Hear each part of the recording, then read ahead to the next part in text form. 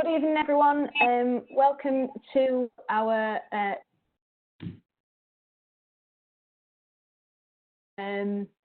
obviously, we were hoping that we'd be doing this face-to-face this evening, but as under the circumstances, I'm delighted that Amy has agreed to do this remotely. And then, as we'll explain to you as we go further, we'll look to do, I think it was on the thing when you signed up as well, we'll look to do a follow-up part 2 where we'll show you some of this stuff practically. But we thought it would just be a good idea to introduce it. Some of you may have heard of it or may have seen it. Others, it'll probably be a completely new concept to you. I'm not going to talk too much this evening. Amy Whitehead, who's joined us tonight, I'll let her introduce herself in a second. She's the expert on this stuff. She knows far more about it than I ever will. So I'm going to let her lead most of the evening. But just to remind you of the message that's on the screen, we will mute you obviously just to try and reduce the background noise, just so it's everyone can hear properly. And then if you've got any questions, obviously you can use the chat box. Just drop them in there. We'll try and track them as we're going through. But what Amy has done is she's kindly allocated quite a lengthy slot at the end of this, so that any questions that do come through, she's able to answer them. Or what we'll do is we'll unmute people who do want to ask a question at the end, so that you get that interaction. There is, I think, an option somewhere, or there used to be, for you to raise your hand. So if you manage to find that, I know it's a bit schooly, but if you find that, we can know that you're wanting to interact and we can unmute you. But don't worry if you can't find it, because I'm still trying to search for it. So without further ado, Amy, welcome. Thank you for joining us this evening and giving up your Thursday evening. I'm going to hand over to you to introduce yourself and introduce what's going to happen this evening. All right, thanks, Bex. Let me try and work this. Here we go. Okay, evening everyone, thanks for joining me. Bex. So as Bex has already mentioned, we'd arranged this evening to be kind of a practical session in Manchester with the FA. Unfortunately, we're stuck indoors, so hopefully today's session is just going to be an introduction to what Think Aloud is, and hopefully get you thinking a little bit about how you might be able to use it when eventually we can go back and using it in your practice. So we'll talk more about it at the end, but I will be running another workshop with Bex in Manchester, which is applying kind of Think Aloud in a practical setting, where hopefully everyone will get a chance to apply this practically. So I know there's a few familiar people with us tonight who should know a little bit about Think Aloud, because they've either been in previous workshops that I've delivered, or I've noticed one of my ex-students on here, Lois, so I might pick on or ask you guys to contribute near the end of the session, because what I want to do is I'll spend kind of 30-40 minutes presenting some content, mainly around where Think Aloud has come from and how I've applied it over the last couple of years. But then I want to open it up at the end so that you guys can ask questions. It's quite a new concept to a lot of people, and you know, some people it's quite a foreign thing to verbalise your thoughts as you're doing. So I really want to open it up and give you an opportunity to ask as many questions as possible. And please note that we will be having a break for anyone who wants to go out and clap for the NHS at 5:02, and then if we can be back at 8:05 if anyone does want to continue the Q&A session. So the session itself, I'll ask you this question. Obviously, we're not going to have a good opportunity for an open discussion at the beginning of the session, but one of the things I want you to think about is how do you currently reflect? Then we will go into kind of the theory and the rationale for why I think Aloud is a good reflection tool, or why we should be considering it. and we'll look at some previous kind of research by psychologists to evidence the benefits of reflecting on our experience, not just our memories. I'll introduce you then to Think Aloud as a reflective method and talk you through different ways that I've used it with different national bodies and coaches. Just to give you a little bit of context about me, so I'm a sports psychologist and a lecturer at Liverpool John Moores University. Predominantly, a lot of my work is based in coaching, and I've spent kind of the last 10 years developing Think Aloud as a tool for coaches. One, to understand the athlete, but two, to understand yourself, and as a reflective practice tool. So hopefully, by the end of the session, everyone knows what it is and everyone knows how they can use it. And again, like I said, if you've got any questions, or even if you think that's not going to work for me, I'm interested to hear why it wouldn't work for you, or how you might be able to adopt it, adapt it, modify it, because you guys are coaching constantly. Someone's just asked for an annotated request, Bex. I think it's it just kind of captures the words that were, or sorry, trying to annotate on the slide, so it won't come up on yours. No worries. I think it's just so that they can annotate on the slides, is it? Just as long as they're not going to start writing random stuff all over my slide. Yeah, no, don't worry. That I don't think that'll happen. Okay. Should be fine. Okay, so just to kind of kick us off, either if you've got a pen and paper in front of you or just thinking about it, think about how you currently reflect. So do you use diaries? Do you kind of think about your session on the way home? Do you reflect in action? Do you reflect on action? So I just want you to keep that in your mind, because we'll come back to that later on. And I'm sure the FA and all the courses that you guys have been on has really hammered reflection. So just, again, keep in your mind how you currently reflect. So I think Bex... Amy, just on that, just to clarify Sorry, can you hear me? Yeah. So the in-action and on-action stuff, do you just want to explain the difference between the two for anyone who might not have heard those terms before? Yeah, of course, and I'll come on to it more in detail. By in-action reflection, I mean, as you're coaching, how do you maybe reflect as you're coaching? So in the action of coaching. On-action reflection is reflecting after the event. So you finish your coaching session, you're reflecting on the action. And traditionally, I'll go into more detail in a minute, but you might look at like reflective diaries, reflective logs, audio reflections, etc. So I will refer to the in-action and on-action quite a lot. In-action being in the actual event of coaching as it's happening.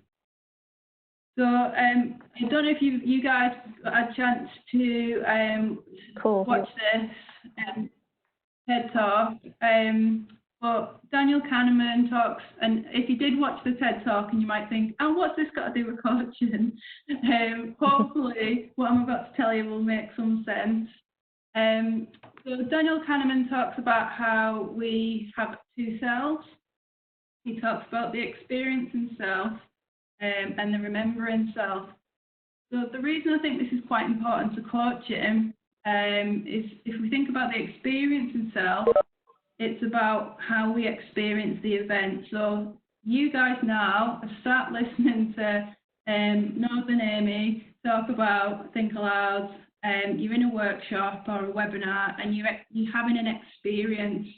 You might be reflecting on how you feel. You might feel good. You might feel full because you just had a lovely tea. You might feel uncomfortable because you're not enjoying it. Whatever you're feeling, you're having an experience. Then you'll have your remembering self. So after this webinar, you'll remember certain things from the session, hopefully good things. But you might not remember, well, it's impossible to remember the whole experience. So there'll be some things that you'll definitely forget. And the things that we keep in our remembering cells are usually critical kind of light bulb moments, or negative things that might happen, and also what happens at the end of the webinar. You might remember like how you felt at the end. And it's kind of other examples to illustrate this are things like in Daniel's TED Talk, he talks about how someone was listening to an orchestra, they were really enjoying it, it was a lovely experience, and by the time, right at the very end, a musician made a mistake, and that person then remembered that musical experience as negative, when actually during the experience they were having a really nice time. So there's quite a lot of differences between the experience self and the remembering self. Another example I always use is, you might have had a really rubbish day, and then at the end of the day someone gives you £1 million. Now if I asked you how that day was, you're probably going to tell me that was a good day, because at the end of the day someone's giving you a big chunk of money which made you feel good. So actually the experience of the day wasn't necessarily great, but the memory of the day might have been positive. So if we consider these two things, Daniel calls this a cognitive trap. So again, with our students, there was an experiment done with students where a lecturer taught two classes exactly the same, and you give one class a cookie at the end of the class, and then students have to evaluate our lectures, and the class that got the cookie rated the lecture as much more enjoyable, they learned much more than the class that didn't get the cookie. So again, it's all about how that person might feel at the end of an event, might have an effect on how they remember the event. And then I've plagiarised this from Daniel's TED Talk, but again, he talks about how he shows us an experiment where this is quite an obvious thing that occurs, where two patients undergo a colonoscopy and were asked to report how much pain they were suffering. So every 60 seconds they had to give a pain rating out of 10. So when you look at the two diagrams, patient A and patient B, you might think, well, I would initially conclude that patient B is suffering more. I'll give you kind of a couple of seconds to think about that. So if you were patient A or patient B, who do you think reported more suffering during that procedure?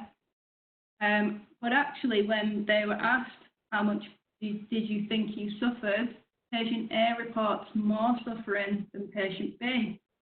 And the kind of conclusion and the reason proposed for that is because at the end of that procedure, patient A was experiencing more pain than patient B. Now, that's not to say we should drag out operations and make them less painful at the end. So people have better memories and experiences of them. But I think it's quite a good example to demonstrate how we feel at the end of an event could have a huge impact on how we think, how we remember the event. So we don't necessarily reflect on the experience, we're reflecting on the memory. And if you haven't had a chance to have a watch of that TED Talk, do have a watch of it. Although it's very not coaching specific, it does make you think about how we just generally experience life and how we remember life and remember our memories. And he talks a lot about happiness and it kind of goes off on a tangent, but it is quite poignant. So in terms of what's this got to do with reflection, and I asked you at the beginning of this kind of how do you reflect? And the majority of coach education programs, the majority of kind of any CPD that you might do, and not all because it is changing, but I think the majority of coach education promotes reflection on action. So it promotes reflective tools that such as reflective diaries, journals, workbooks. So you plan, you do, and you review. So the review is the reflective process. But actually, for me, one of the biggest kind of limitations of that is that it's always after the event. So we're always reflecting on the action and potentially reflecting on the memory. And again, you can probably guess what I'm going to say already, but for me, the problem with that is we're asking people to reflect on the memory rather than the experience. That's not to say that reflecting on action isn't a good form of learning. It's not a good tool and we shouldn't do it, because we absolutely should. But sometimes when we only reflect on action, we potentially lose certain things. Our memories can be distorted by bias, so we might think we've had a good experience because we've had one or two positive things happen within that coaching session, but do we really know that it was a positive session? And there's some research from this Franks and Miller, it's really old now, but we always used to use it in performance analysis, kind of when we would teach performance analysis in terms of what a coach remembers. And I think it's Franks and Miller 91 or early 90s, they did a study on looking at what coaches remember or how much they remember. And I think it was something like coaches only remember up to 40% of a coaching session. So that's 60% of a session that's being lost, and therefore potentially you're only really reflecting on 40% of a coaching session. So again, that's not to say that that 40% isn't important, but we need to think about other ways that we might reflect in the action, reflecting on the experience, so that we're not necessarily losing some information or important information. So that's where Think Aloud comes in. And Think Aloud basically is verbalizing your thoughts in action, you're verbalizing them out loud. So before you kind of think, I don't want to tell my inner thoughts and feelings to my players and everyone around me, it's something that's personal to you. Obviously you only do it when you can. We'll talk about kind of the logistics of when and how, and kind of the different technology that you might consider using. So I guess the benefits or the reasons that we should use Think Aloud is because it helps us to capture the memory and then add that memory or the reflections of, it helps us capture the experience and then add that experience to our memory so we're remembering more. For me also, it stops us potentially ignoring some of the experiences that we'd rather forget. So a lot of the research and work that I've done with coaches, one of the biggest things, the feedback that I get is that using Think Aloud and recording your thoughts and your reflections in action makes you accountable to yourself.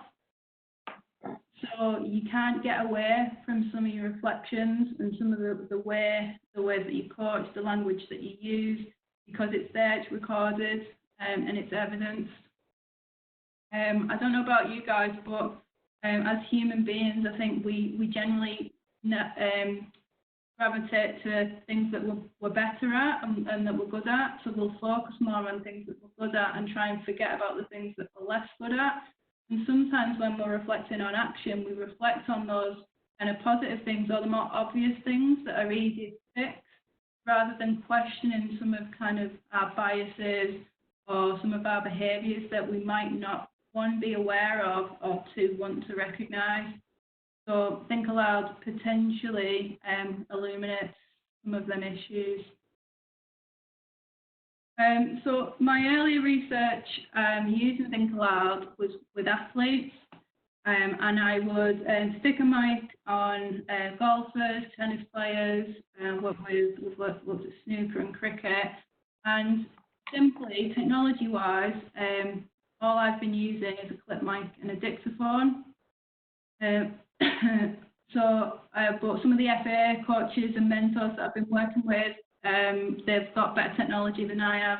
So they've been using the Apple headphones and their mobile phones. But there's all types of different technology that you can use. Basically, all you need is something that will record your verbalizations and something that it will be saved onto. And just to kind of illustrate and illuminate some of the kind of experiences, experiencing self versus remembering self, this became really obvious and evident to me when I was working in golf. And I did a piece of research where I was looking at how people experience an event versus how people remember an event. I published this in 2015 where I would mic up a golfer and they would verbalise their thoughts, and I'd be kind of 10, 20 metres behind them. Couldn't really hear what they were saying, but I'd know if they'd hit a bad shot because they'd be swearing, getting angry, the body language wouldn't be great. And I was working with one golfer in particular at the time, and he hit a shot. I think he sliced it. He couldn't see where it landed. He was not quite snapping his club, but he was pretty angry with himself. But actually, when he found his ball, when he got to the ball, it was in a relatively good position. Apologies if people are familiar with golf, but it was on the edge of the green. It wasn't a bad lie, and all he had to do was chip it onto the green to finish, I think, on par. So when I asked him about the shot that he played retrospectively, so later on, he told me it was a really good shot. That yeah, played a really good hole, played a really good shot, finished that hole on a par, really happy. And what that kind of illustrated to me was that, well, actually, his experience himself was really angry. He was almost snapping his club. He was really frustrated. But because the outcome of the shot was positive, he remembered that shot with a positive lens. So what tends to happen sometimes, which is that this cognitive trap, is that sometimes, depending on the outcome of a coaching session or a performance, will depend on how we remember an event.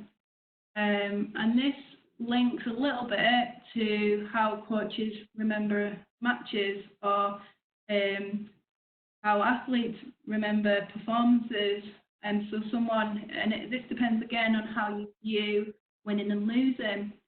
So some people might tell you that they had a terrible game because they lost, but actually the experience and the process might have been really positive.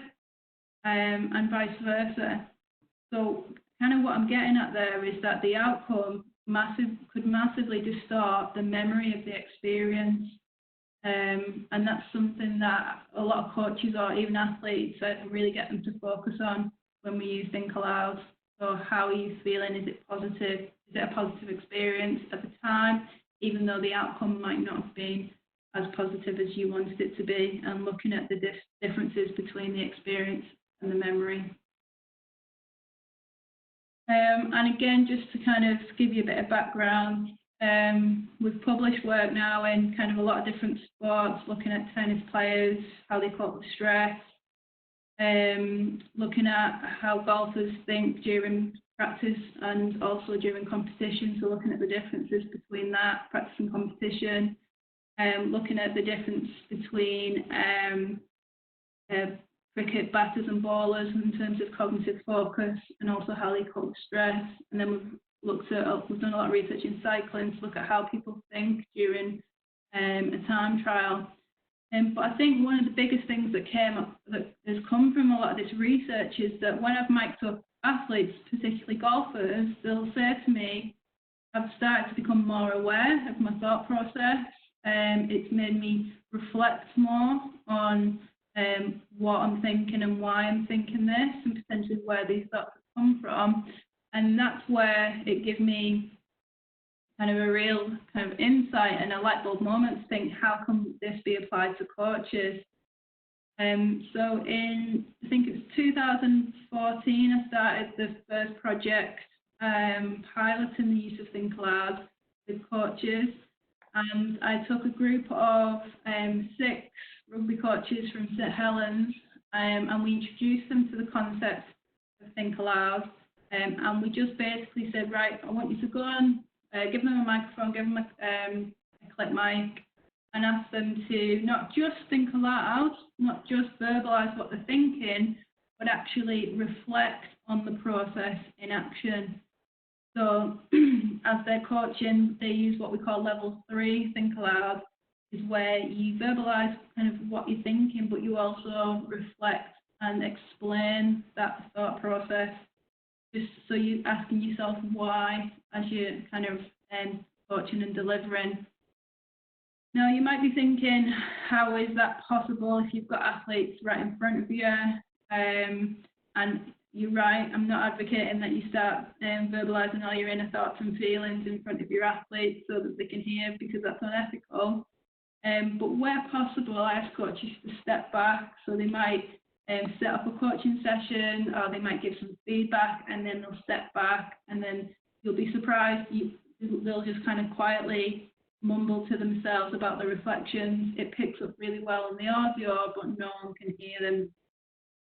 Another thing you're probably thinking, and I get asked this a lot, is what do the players think when the coach is stood on the kind of at the side talking to him or herself? And I'd always recommend that the coaches make the players aware that they're using Think Aloud for their own development, not as an observation tool specifically for the athlete. So it's just to make everyone comfortable with the process. So I just want to talk you through kind of a program that I've developed and that I've been running with different kind of national governing bodies. I just ran a very similar program to this with the FA mentors in Liverpool. But the program can be like picked up and applied to kind of different coaching groups, mentor groups, coach develop groups. It can be it's very adaptable. So in its kind of original format, I ran it through a series of stages. We did an introductory workshop with a group of coaches, the coaches from St Helens as an example. We introduced them to Think Aloud, similar to kind of what I'm doing now with you guys. We talk them through a series of training exercises, and then, like I said previously, give them a clip mic, give them a dictaphone, and during 1 or 2 coaching sessions over the following weeks, they had a go at thinking aloud. So they, where possible, coached the session, stepped back, reflected as the session was going. Once they've had a go at using Think Aloud once or twice, I asked them to listen back to that audio and to gain a kind of, what they're doing there is they're reflecting on action, but they're reflecting on action of their inaction reflection. Gets a bit confusing. But hopefully this makes them more aware of kind of things that they might not reflect on action of. And then I invite them back to a second workshop to discuss their reflections of their Think Aloud audio.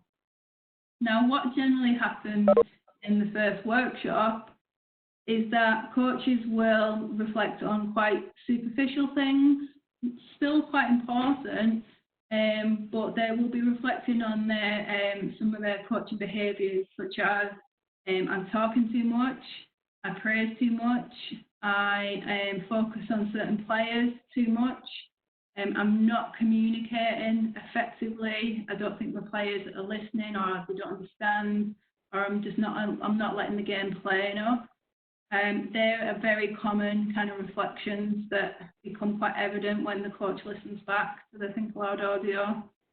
And then so this is kind of one round of the program, and I've run this program over kind of 3 workshops previously, and as we move through the program, coaches kind of their reflections become much deeper around, okay, what biases am I holding? Am I more biased towards certain players than others? We then also discuss in workshops, like, who am I as a coach and why do I think the way I do? So is it because I've been coached in a certain way? Is it because I've done certain coach education programs? Is it because I was this kind of player? And how does who you are affect how you coach and what you're verbalizing during that Think Aloud session? So we move kind of from more of a descriptive reflection to a more kind of deeper and critical reflection throughout the Think Aloud process. So when we've run these kind of programs previously, what I've tried to do is, with a couple of them, is conduct some research projects along the side. And to do that, we've basically gone in and we've interviewed coaches and also mentors when we've applied it with mentors at different points. The last project we did, we actually followed the mentors over a 20-month period to look at how Think Aloud, one, could have impacted their mentoring experience, and two, whether it's had any kind of lasting effects on them as individuals, how they reflect, and if they do anything differently as a result of adopting the use of Think Aloud. And kind of initially, or the main themes that we get from the research is that it improves communication. And by communication, I mean things like how people communicate, the amount of information that they might communicate, the tone and the language around communication. And the biggest one is, I guarantee nearly every coach says to me, I can't believe how much I talk, I didn't realise how much information I'm giving to the players, or I'm just constantly commentating at them. So that is a common theme that comes from using Think Aloud. I think self-awareness is one of the biggest things from it. As soon as they put that clip mic on, they do become more self-aware. And you might argue that, okay, this might disrupt the coaching process. But one of the things it makes coaches do is ask themselves why. So why am I coaching this session in this way? Why have I just given that type of feedback? And just by asking the question of why, coaches will start to potentially change in terms of, well, if I don't know the answer to the why, then I need to go and, seek more information or more support from somewhere. Or if the answer to the why is it's not relevant, then I'll stop doing that. So it's things like that that helps them change behaviour. And then in terms of how they set up the pedagogy of the coaching session, so what does the session look like? Is it the right session for the group? If it's not the right session and coaches have got a session plan, how can they modify it within the session rather than running a bad session, then reflecting on it? So what we're trying to do is get coaches to think how they can adapt, modify during the session rather than doing it kind of on action. And there's just a couple of quotes there in terms of some of the information that and the feedback we've got from coaches. So coaches have talked about, rather than being sporadic, for example, and trying not to overload the players with information, giving them little snippets and making sure I've got my messages across. It made me think about myself, everything in terms of the players, thinking about myself and in game situations. And then one of the big ones is questioning themselves. So one of the coaches said, I think this was a mentor actually, I'm questioning myself, when do I jump in, when do we question, when do I hold back, do I give them free rein, when do we stop and say that's enough? So again, it's constantly that questioning of self when we use and Think Aloud. I'm just conscious of time, sorry if I'm talking too long, but what I want you to do, I'm going to play a video. Again, apologies if this lags a little bit, but I'm going to mute the video when the coach starts coaching, and I want you, you don't have to verbalise, but I want you to think about, if you were going to use Think Aloud, well, you're on mute, so you can actually do Think Aloud. It's at home right now, but I want you to watch the coaching session, and I want you to verbalise what you're thinking as you're watching it. Okay, so I'll give you a little bit of, I'll let Andy kind of give a rationale and the objective of his session, and then once he's finished talking, I'll mute the video and you can have a practice or have a go at verbalising your thoughts as you're watching the coaching session. Thanks for bringing in your players today. Great for us, really. Can you just give us a bit of context?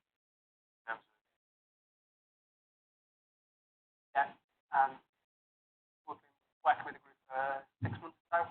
Start of the season, first block of work was around out possession stuff, really. So it's gone from 9v9 to 11v11. So pitch size for them. So first block was around a bit of out possession stuff. Or when we haven't got it, where to be and what to do, because they struggle with space. try and do a lot of goal-focused stuff. We've got 18 players-ish, so focusing on one tiny area is quite hard, not to lose interest. So that was the first block of work. So we're just starting now with linking playing out because they struggle with space. With a little bit of playing out from the back of the possession. So try and do a lot of goal-focused stuff. We've got 18 players-ish, so focusing on one tiny area. Sorry. Quite hard, not to lose interest. So that was the first block of work. So we're just starting now with linking playing out from the back into a midfield for individuals to then link further up the pitch. So it's sort of like a bit of a link block, really, between playing out from the back into playing in midfield and actually what they do with the ball. So that's sort of a bit of context on where the sessions come from. In terms of format, hopefully it'll be as close to the game as possible. That's the aim. We don't get long enough with them to break it down into too much detail, but we get an hour on a Wednesday, and then we get the hour and 10 minutes on a match day, so it'll be hopefully as close to the game as possible to try and not lose any realism. Okay, so as you're watching, if you can, have a go, just thinking aloud what you're thinking about this coaching session. Actually, what I'll do is I'll leave the video on.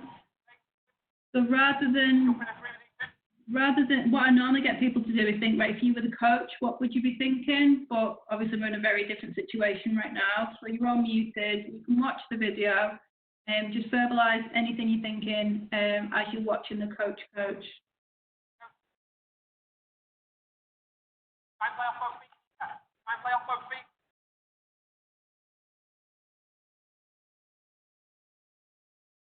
Woohoo!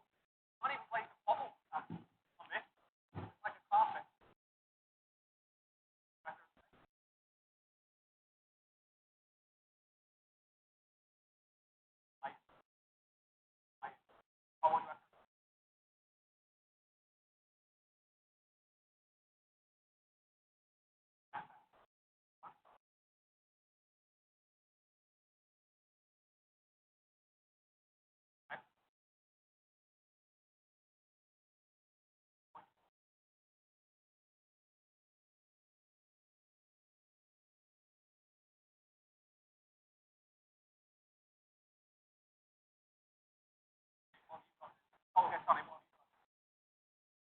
Okay, apologies if that was a bit jumpy for some people.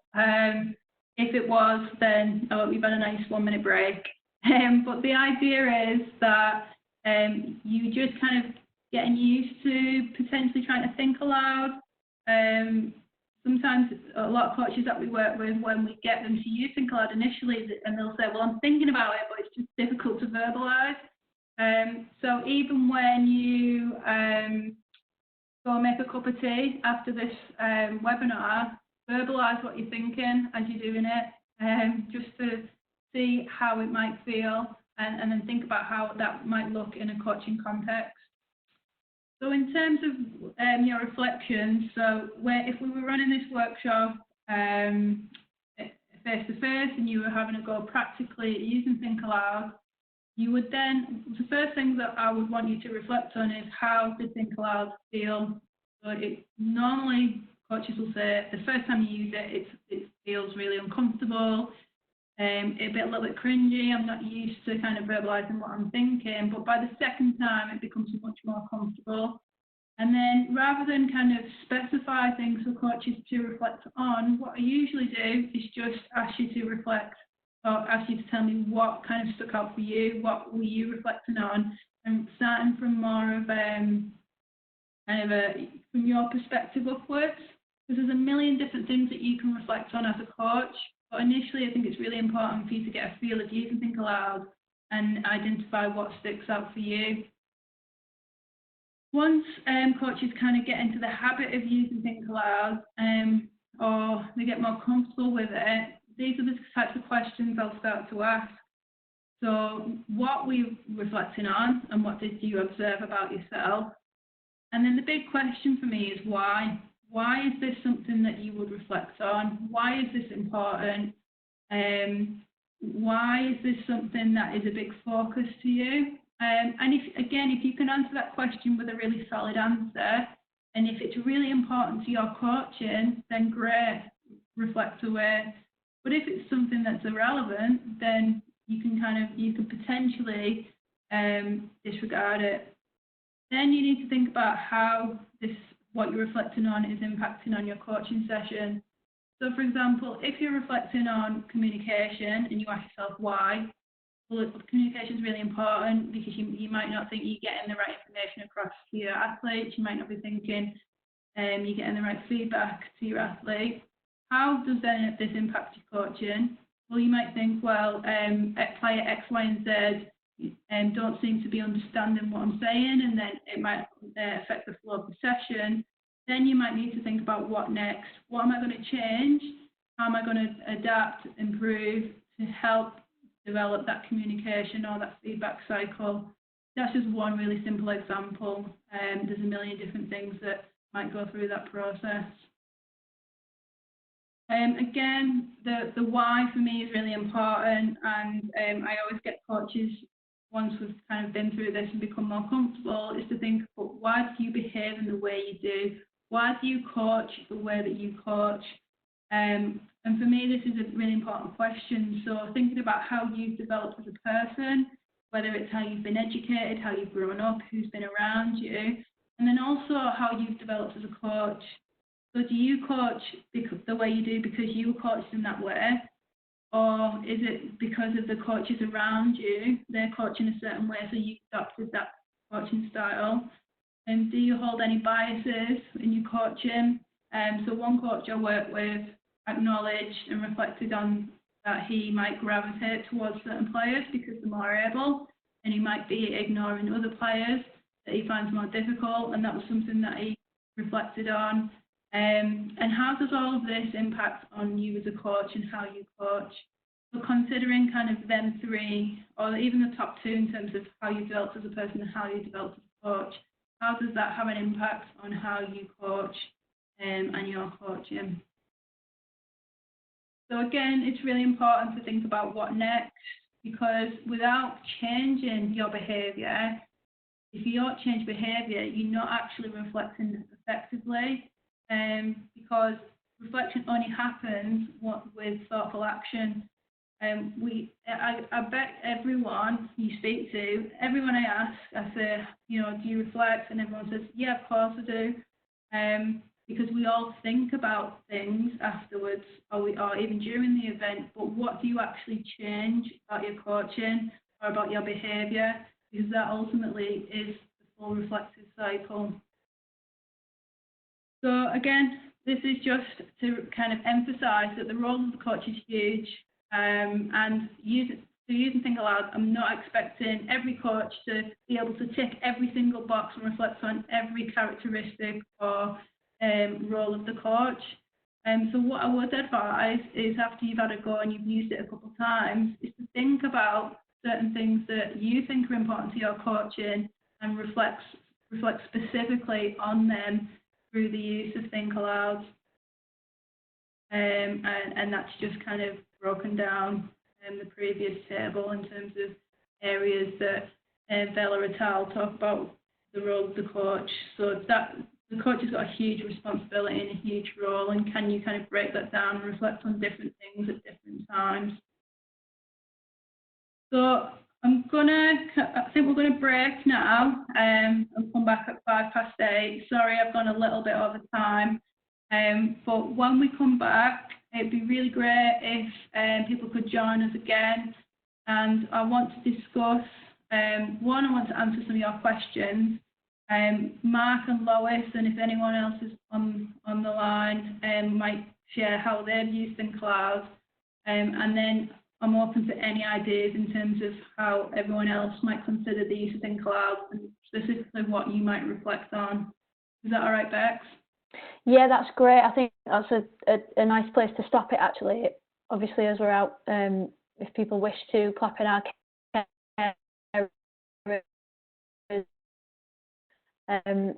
this 10-minute break might answer the questions that you've just posed as well. So we'll go leave this webinar running. I won't throw you out of it to then join back in. So everyone can just kind of take the headphones off and leave it, and then we'll just regroup back at 8:05.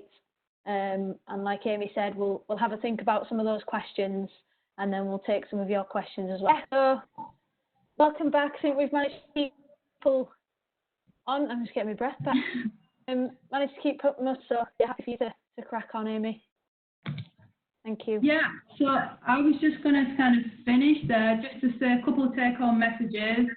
I'm not kind of saying that Think Aloud is going to make you like a world-class coach. It's just a tool, I guess, for the bots. It's not something that I would recommend for the coaching session because it does potentially disrupt the natural process. But I do think it's important that it's used, you know, every couple of months or a couple of times, and then have a break just to check and challenge your own kind of coaching process, beliefs and actions. And another thing, you might want to share your reflections or your audio, or even just discussion on your reflections, because the biggest kind of critique of reflective practice is that if you're only reflecting on your own reflections, then how are you ever being challenged? And how are you ever going to change if no one's kind of breaking potential negative cycles or behaviours? So by introducing workshops, or even a critical friend or a colleague to work with, you potentially, you know, promoting or developing reflection even more, because they can challenge some of your coaching processes and make you think even more. So they're just take-home messages, and I've got 25 minutes if you want to have a chat and answer questions. Just on the critical friend stuff, Amy, would you recommend that that person that we share our reflections with has also seen the session, or does it not matter? For me, it doesn't necessarily matter, because so I always get asked the question, should I film the session as well? Yeah, I think Saeed asked that before, one of the guys who's on. And there's nothing wrong with filming, and I'm not saying you shouldn't film, but sometimes when we film, what tends to happen is we reflect more on what's happening in the coaching session. And I'm not saying that's not important, but thinking aloud, the aim of Think Aloud is for you to question yourself. So you can just share an audio file with someone, and where you're reflecting, the question might be, well, why did you say that at that point? You know, what were you like? Why were you reflecting on that specific thing, and why is that important to you? So yes, they can watch the session, but they don't have to, in my opinion, because I've listened to people's audio files and I've been able to pick out certain things to ask them about. So why have you used that type of language? Because there's no right or wrong, but it's questioning them. Also, I've worked with coaches who've kind of been quite close, so they've known each other quite well, so they've seen each other coach, and that's been really beneficial when they've shared their audio files, because they're quite familiar with each other and they're very comfortable. There is an element of vulnerability, and it does take kind of that element of vulnerability to be able to be honest and to articulate your honest thoughts and feelings. So you've got to be working with someone you trust. Yeah, definitely. Just trying to scroll through a couple of questions that have come in as we've been going along. So we've asked the one about that Saeed asked. The next one was from Jamie, who just asked about the importance of emotion, and huge. Do you think that plays a big factor in it, and is that why you're encouraging people to almost reflect on that stuff in action? Because the emotions almost change, isn't it, perhaps as you're driving home and you finish the session, whereas it's the emotions real as it's happened in life. Yeah, absolutely. I think emotion is kind of hit the nail on the head, because emotions are one of the things that we remember the least. So kind of reflecting on and your emotions have a massive input and influence on the decisions that we make. So this is a really like silly example, but one coach I was working with was quite grumpy when he came to his coaching sessions. And then when we got down to it, we realised he'd been in work all day, he'd skipped tea or dinner, depending on where you're from. So he was hungry, he was tired. And when we looked at why that particular session that week wasn't going very well, it's because his emotions were all over the place because he was getting hungry. But that type of emotion has a big impact on how we make decisions.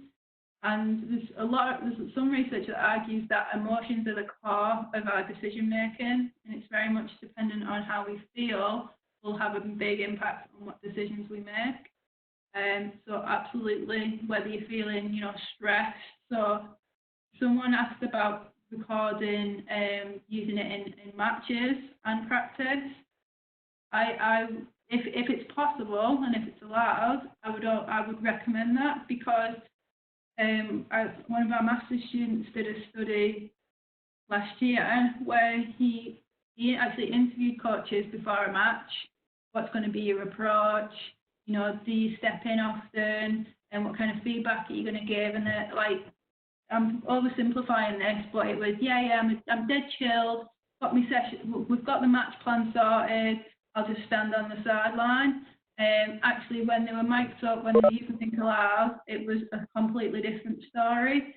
So it kind of really illuminates maybe what we think we do and what we'd like to do in an ideal world, but how our emotions might take over some of our behaviours.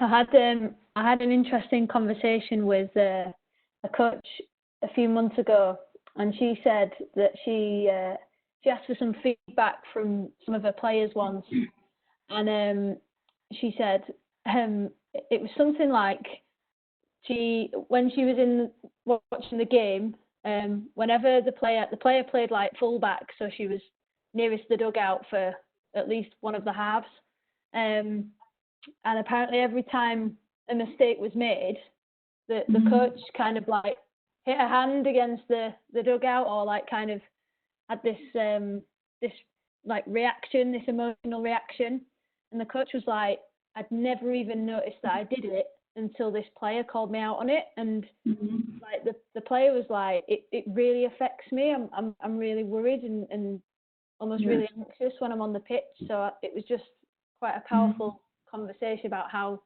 sometimes our emotions, we don't even realise what we're doing with in terms of our behaviour or what we're saying. And then we realise after that, sorry, my mum's just looking in at me through the window trying to put me off. So we don't even realise sometimes what we're doing or saying when that emotion takes over us. Yeah, and I think if you've got the mic on, and then you're reflecting on that immediately, so if you do react in a quite hostile way or an aggressive way, it can make you then stop and go, why did I do that? I'm not saying that, it's going to make you do that every single time, but it just gives you that extra level of self-awareness that potentially can make you aware of some of the negative behaviours. Whether people decide to change their behaviours is another question, but it does make people more aware of potential things like that. Just a question coming in from Connor about actions whilst you've got this mic on, so it almost, I think what you're trying to say is it, because we're conscious we've got that microphone on, it might change our behaviours because we're changing our behaviours because we know we've got it on. Yeah, so that does happen definitely in the first couple of times that a coach will use it, and some coaches will say to me like, it's kind of messed up my coaching session because I'm overthinking, but for me I think it's important that you try it out in a safe environment to start with, where everyone's comfortable and you're allowed to potentially make mistakes. But it does become more kind of naturalistic the more you use it. But I would argue that it should change your behaviour, because that's what it's there to do. Ultimately, you should be reflecting and changing your behaviour for the positive. So it's kind of a double-edged sword in that, yeah, it potentially... Yeah, go on. No, I was just going to say, so I guess if you are thinking about it, the good thing is at least you are thinking about your reactions, even if it's putting you off initially in the moment. Yeah. So just to reiterate, I'd recommend, try it out in a safe environment where your players don't mind you making mistakes. Hopefully, everyone's in that safe environment, or even trying it out with colleagues, even watching another coach and just trying it out that way. So you were getting used to verbalising your thoughts out loud. But in terms of changing behaviour, hopefully you do recognise that some of your behaviours aren't as positive as they should be, and you can change them for the better. Yeah. A question coming through just about the remembering self. I'm trying to interpret what the questions might mean. But just if you combine this think aloud stuff with then remembering the event as well, so you're almost combining the two. Do you think that it might help you to remember better, if you see what I'm trying to say?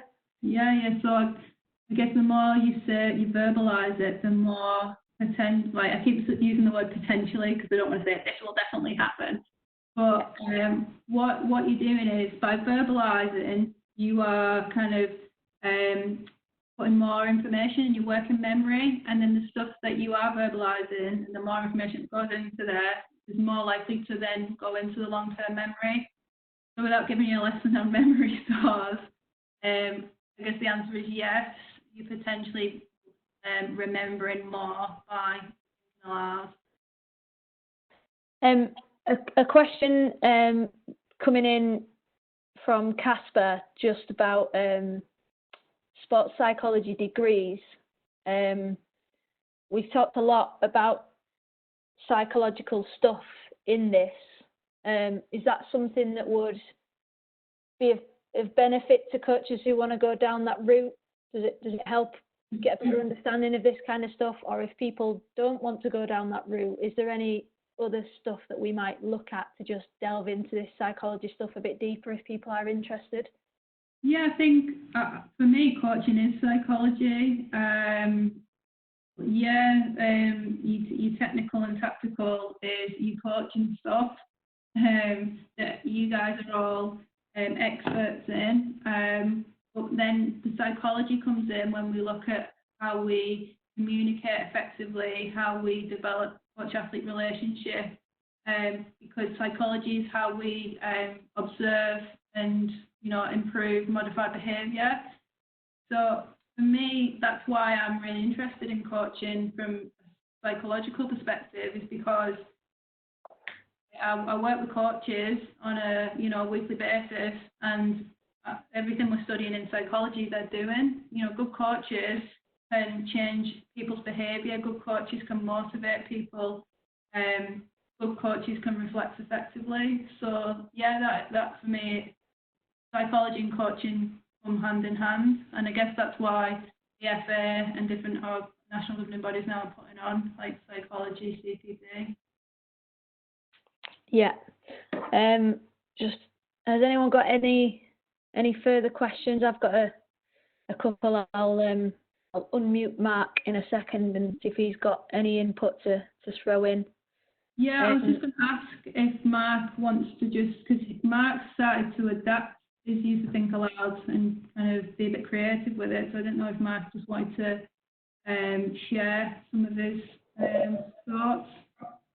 Mark, just to introduce Mark Haining, he's a county coach developer, but you've been using this to help you work with coaches, I believe. Is that right? Yeah, that's right. Yeah, I've so if any coaches on here that have done a level 2 or level 3 have done in situ visits, I've been trying to use it through that meeting. So very similar to a mentor in a way, as you know, Bex, when we do visits. But I think, you know, just listening to some of the things Amy talked about. Again, if you come on a level 2 or level 3 now, we'll ask you about your philosophy. So it links in nicely with this in the sense of, you know, why do you do what you do as a coach? The interesting thing is some people are in coaching pairs, so they tend to coach with somebody else. And actually, you know, if you think about it, if you take the microphones away, I've lost count of the amount of coaches I've seen when they work in a pair. They keep getting together on the side and sort of literally telling each other what's in their heads. Because in this, we should be doing that, we should be doing that, we could be doing that. So it's almost, for me, it's almost like having a friend talking to, because you can get back from it as well. So it's been working quite effectively, I find, in the in-situ visits. And as Amy alluded to, we'll mic people up. I actually use two-way radios as well. So all I'm trying to do with that is I don't try and steer what you're thinking. I'm just literally prodding you to talk to me. And it might be, so somebody mentioned a question earlier on, which I think is a really good point, is about one of the things I think all coaches in all sports need to get better at is being better observers. So in other words, if I'm going to put a session on around a certain theme and there's going to be some key bits that I'm actually want to coach, then I need to be able to see them happening or not happening. So I always say to coaches, what are you looking for and what do you see? Just tell me.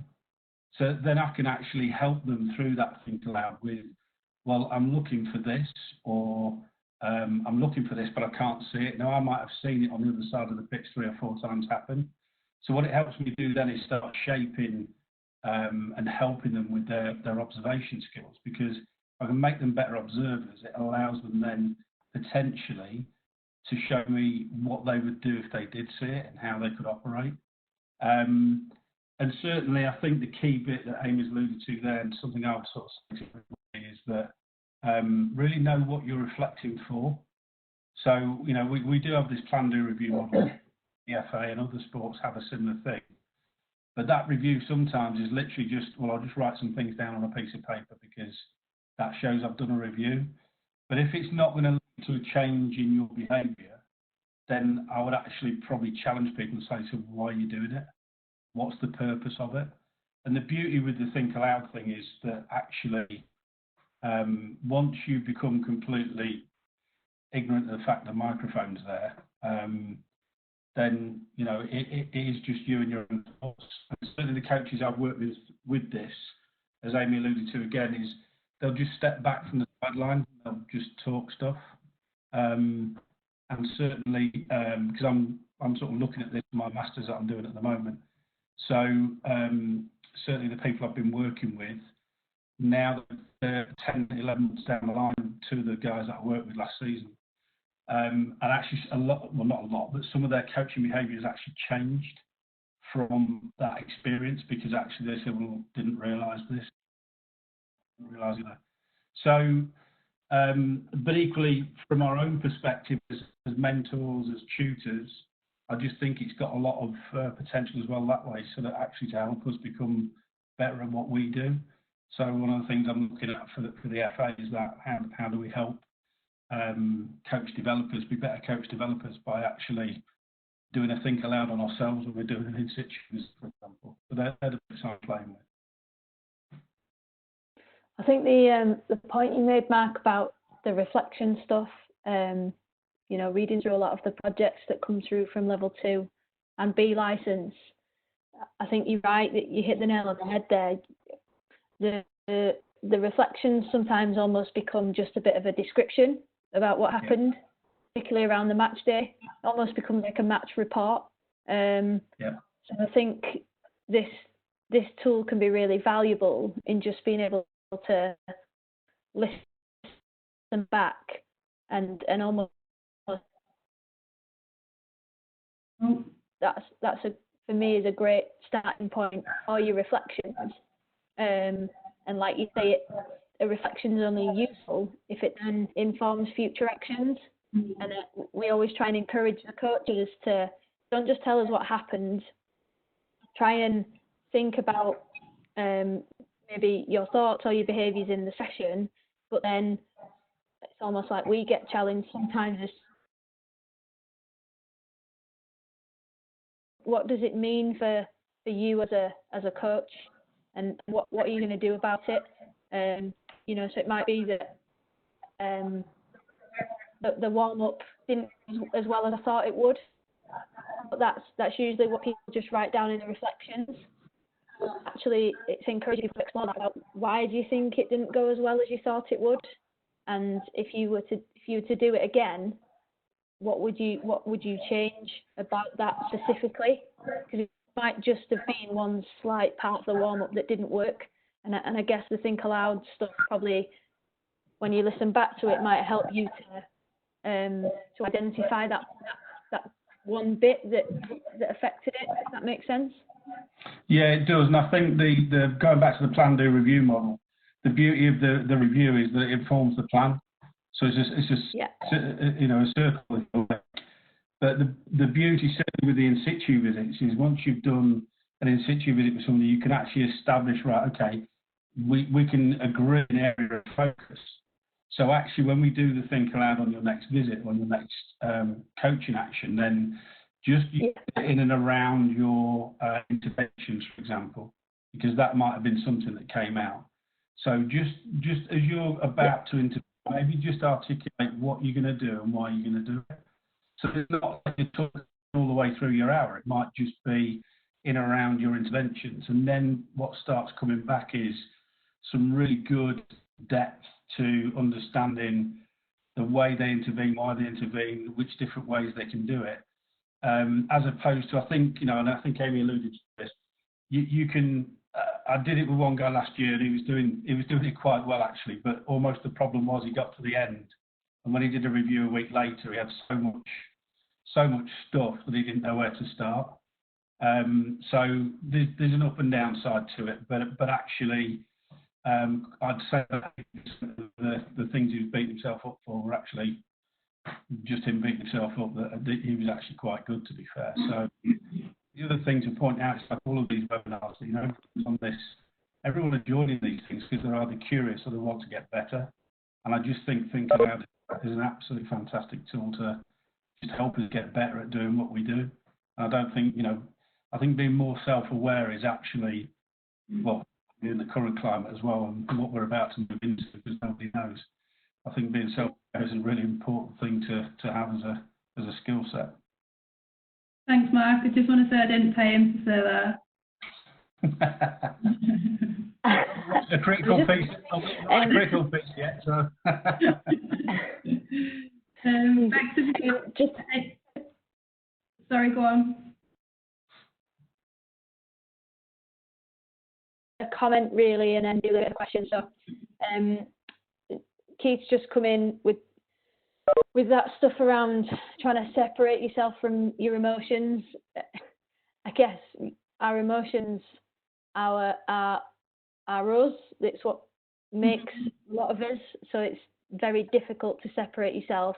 And as things are happening during the game, it does affect our emotions. But I think I'm not to try and plug it, but I'm reading an interesting book at the minute called, I've forgotten what it's called now. Amy, can you remember what it's called? No. Hang on. How emotions are made. That's it. Yeah. A book called How Emotions Are Made, and it's basically arguing that we are the architects of our emotions. So it's very much our predictions and thoughts and feelings that drive our emotion rather than the emotion happening to us. So it might be worth a read if that is something that does challenge you, particularly on match day and things. I think there is some stuff out there that, you know, like I said, they are difficult to manage, but I think they are manageable. And I do think capturing some of this stuff, I picked up on my own coaching this season. I got into a really ridiculous habit that I didn't even notice at the start. I just kept making, like, I almost talked to myself. I wasn't doing Think Aloud, but I was just saying like negative things, and I was just saying them, and like it was almost like I'd zoned out from everything. But what I realised was that then the players, it started rubbing off on the players, and they started making negative comments. And when I reflected on it, I was like, that's come from me. And so I think, you know, it is difficult to manage your emotions, but I do think they can be managed. Like Mark says, that the more self-aware we are, and the more self-aware we can get ourselves to be in the moment, the better. And I think that's where this Think Aloud stuff can be really powerful. Yeah, just on that, Bex, you're 100% right in terms of I don't think you can separate your emotions from your behaviours, because I think they link together. But what you can do is be aware of how your emotions are affecting your behaviours, and then you can put some interventions in place to try and, you know, control your emotions to then implement better behaviours. So, for example, being more aware of how, you know, if your team makes a mistake, how do you react to that? Because you see a mistake, you get a negative emotion, and then you might erupt with a negative feedback, or, you know, you might swear, whatever.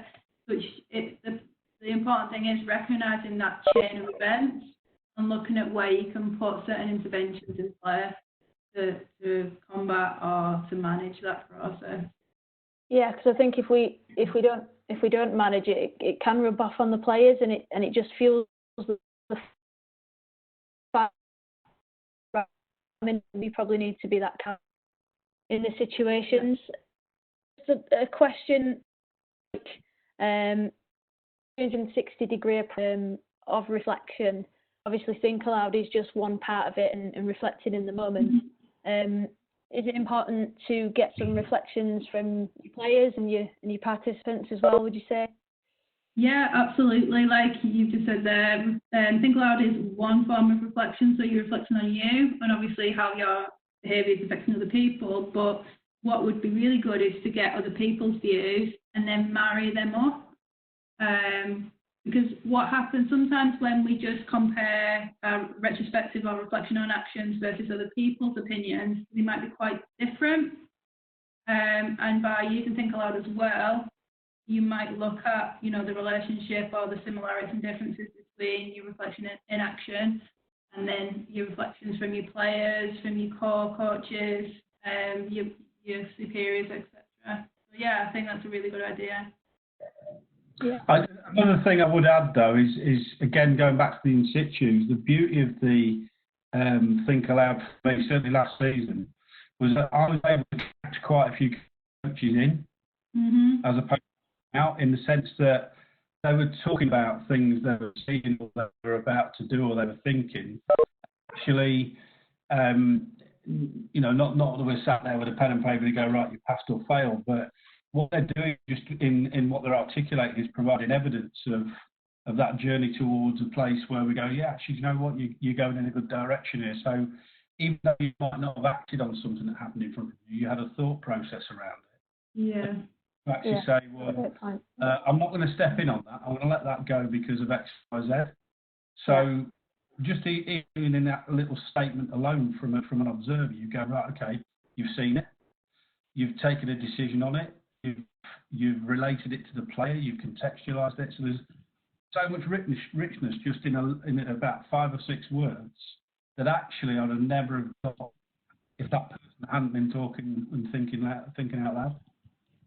Yeah. Yeah. Okay, so have you got any last questions, Bex? No, I don't think so.